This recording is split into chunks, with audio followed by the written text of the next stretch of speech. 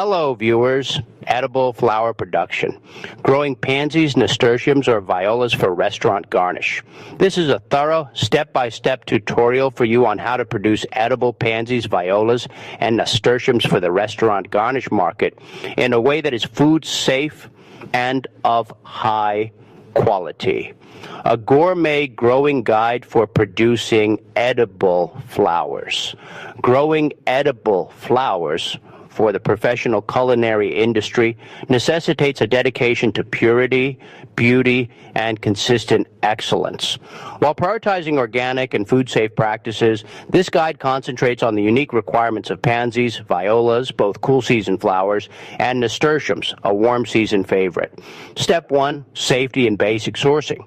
Making certain that everything that comes into contact with your flowers is non-toxic and safe to eat is the most important step. Seed selection and verification. Make sure the seeds you buy are specifically intended for planting in a food garden. Complex hybrids of violas. Viola tricolor or Viola cornuta, and pansies, Viola swidrockiana, may be more difficult to maintain and less robust. Thus, stick to single color types.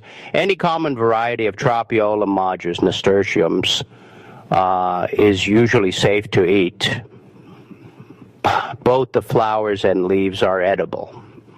It is critical to stay away from any seeds or starts that have been chemically treated with fungicides, pesticides, or neonicotinoids, since these residues remain in the plant.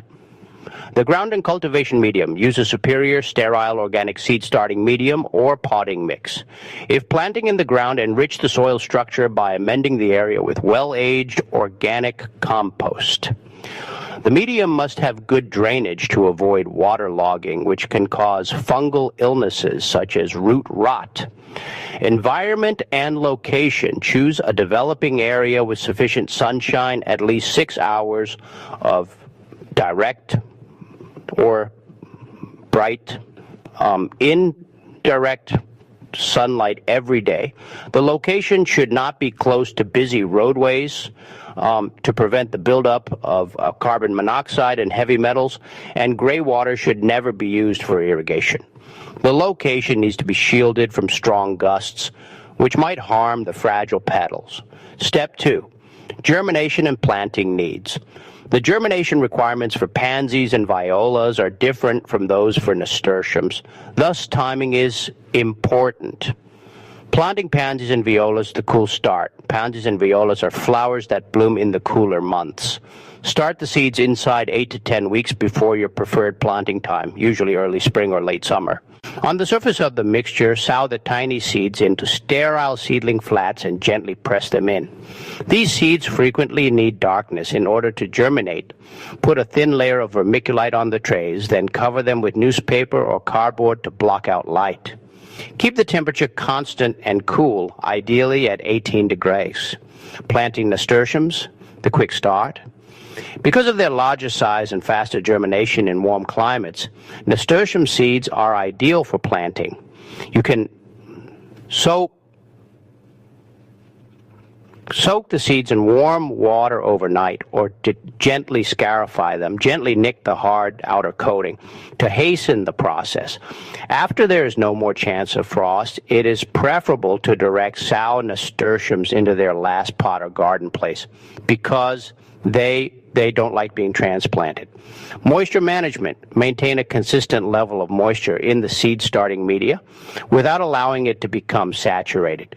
To prevent upsetting the little seeds, water the seedlings from the bottom of the tray or use a soft sprayer until they sprout. Although the time it takes for seeds to germinate varies, be patient, particularly with violas and pansies, which may need up to 4 weeks to germinate.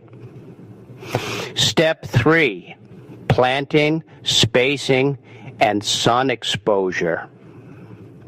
For adequate air circulation and consistent blooming, proper spacing is essential. hardening off. The cool season pansy and viola seedlings must be hardened off before they can be transplanted outside. Over a period of 7 to 10 days, this entails gradually exposing them to direct sunshine, wind, and outdoor temperatures. This procedure guarantees that the plants are strong and avoids transplant shock.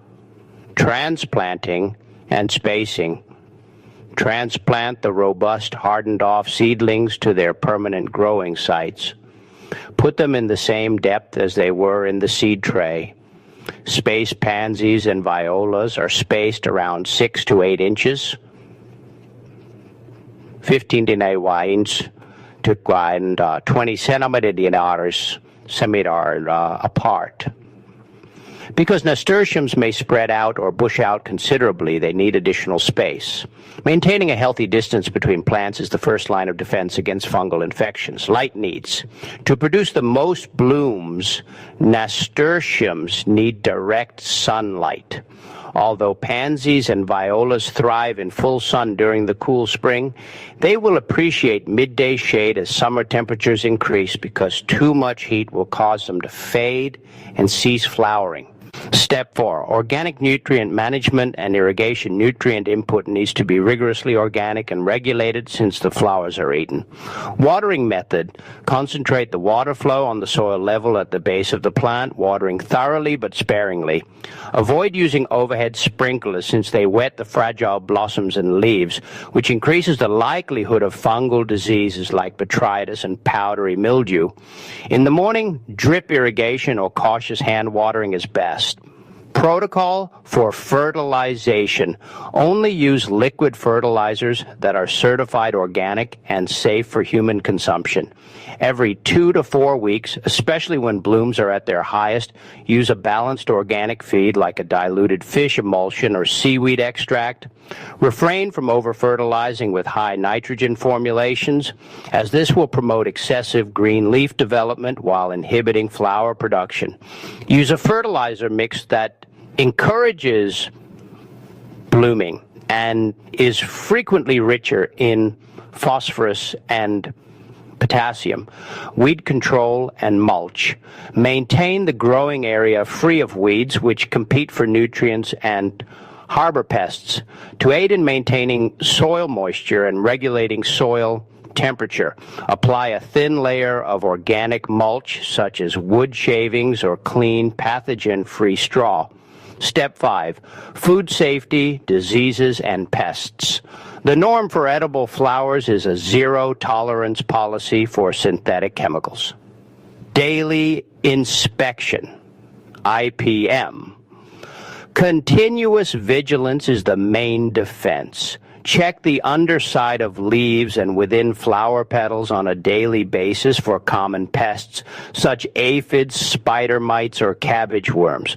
Watch for early indicators of fungal infection, such as spots or white mildew on the leaves. Organic management techniques. Use mechanical control because chemicals are forbidden close to the harvest. Gently wipe off aphids or use a high-pressure stream of water in the morning to dislodge them for minor pest concerns. For severe infestations, you can use neem oil or organic insecticidal soap, but be sure the product is labeled as safe for edible crops, and discontinue all applications well before the harvest to ensure there are no residues. Disease control. Get rid of and kill any diseased plant material right away. Don't compost it. Make sure there is enough air circulation by pruning any thick inner leaves and spacing plants appropriately. Step 6. Harvesting for continuity and quality.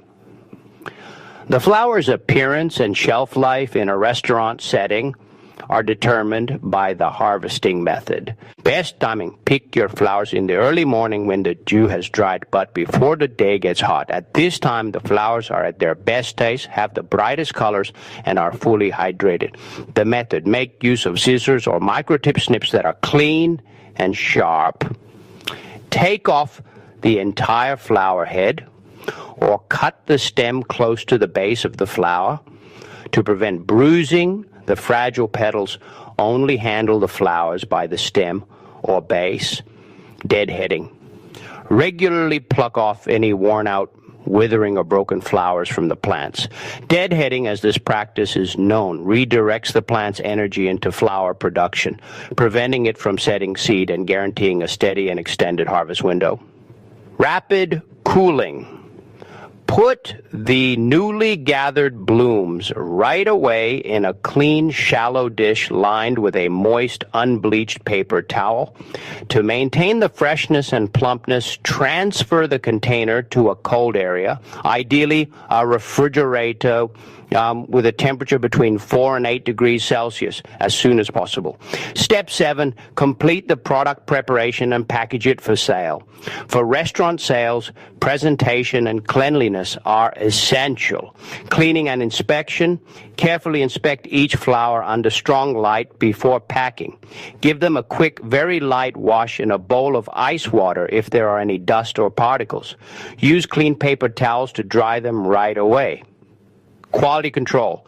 Throw away any flowers that are bruised, wilted, torn, or show any signs of insect damage or discoloration.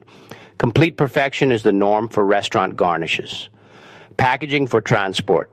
To keep the humidity high, place the flawless flowers in small food-grade plastic clamshells or airtight containers with a piece of lightly moist paper towel at the bottom. Make sure they are packed firmly enough to avoid movement, but not